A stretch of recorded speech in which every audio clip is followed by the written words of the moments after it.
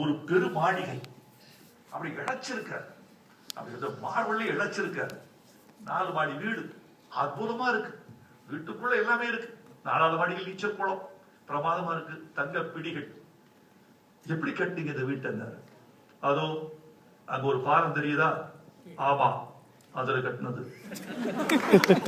பயங்கரமான ஆள்தான் நீங்க. எங்க ஊருக்கு வந்தா நீங்க வந்துட்டு வாங்க. 5 வருஷம் கழிச்சு இந்தோனேஷிய அமைச்சர் இந்தியா வந்தாரு. ஒரு டீ சாப்பிட்டு போலாமே, வரலாமே வந்தாரு. பிரமிச்சுட்டா. தாஜ்மஹால்ல பாதியில இருக்க அவன் நம்ம ஆளு. 5வது மாடி கூட்டிட்டு போனாரு. அப்பா, எப்படி கட்டிங்க இந்த வீட்டை? அங்க ஒரு பாலம் தெரியுதா? தெரியலையே, அதுல கட்டது.